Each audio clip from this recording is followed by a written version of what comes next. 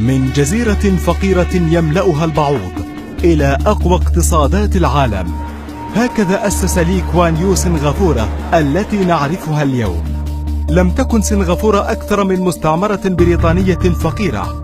أصبح لي كوان يو رئيس الوزراء فيها عام 1959 بعد انتخابات ديمقراطية.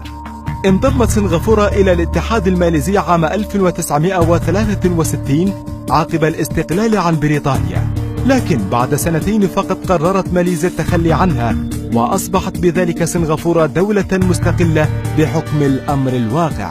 لحظة بكى فيها لي كوان يو، فماذا يفعل ببلاد فقيرة تغمرها المستنقعات ويملأها البعوض؟ مساحتها لا تتجاوز 720 كيلومترا مربعا، ولا يجمع شعبها لغة أو قومية أو تاريخ مشترك، وفوق كل ذلك لا نفط فيها ولا ذهب للبيع. المصائب قد تجلب العجائب. قبل لي كوان يو التحدي ومعه فريق من أفضل الخبراء بحكومته، وضعوا خطة للنهوض بالبلاد عبر جذب الاستثمارات الأجنبية ودفع السنغافوريين للتعلم بأي وسيلة وصرف النظر عن السياسة تماما، فالوقت الآن هو وقت العمل فقط. استطاعت سنغافورة دخول صناعات بناء السفن وهندسة المعادن والبتروكيماويات والأدوات الكهربائية، واستثمرت بها أكبر الشركات العالمية مثل شل وإيسو.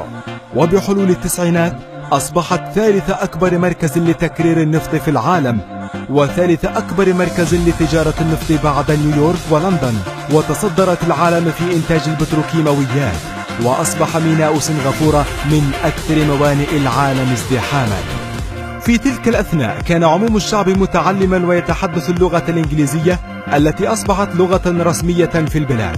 وبينما كانت سنغافورة تتفوق اقتصاديا، استطاعت حل مشكلة المنازل العشوائية بتخصيص الأراضي وتسليمها إلى القطاع الخاص مقابل تقديم خدمات راقية للسكان، وبذلك امتلك 85% من السنغافوريين منازلهم الخاصة. انخفض معدل البطالة إلى 3% عام 1980، وارتفع الناتج المحلي الإجمالي من 7 مليارات دولار في عام 1960 إلى 360 مليارا في عام 2016، كما ارتفع دخل الفرد من 435 دولارا إلى 80,000 دولار سنويا في الفترة نفسها. تعرض لي كوان يو لانتقادات تتعلق بنظام حكمه الذي أداره بشكل مباشر طيلة 30 عاما، بدأت عام 1960 وانتهت بتخليه عن السلطة طوعا عام 1990. ربما لم يكن زعيما ديمقراطيا مثاليا، فيشار غالبا إلى استمرار عائلته بالحكم عن طريق ابنه ليه سين لونغ الذي تسلم رئاسة الوزراء عام 2004. لكنه رغم ذلك زعيم مجتهد نهض بسنغافورة وحولها من مستنقع فقير إلى مركز مالي عالمي تكتظ فيها ناطحات السحب وينعدم الفساد بين مؤسساتها إلى حد كبير.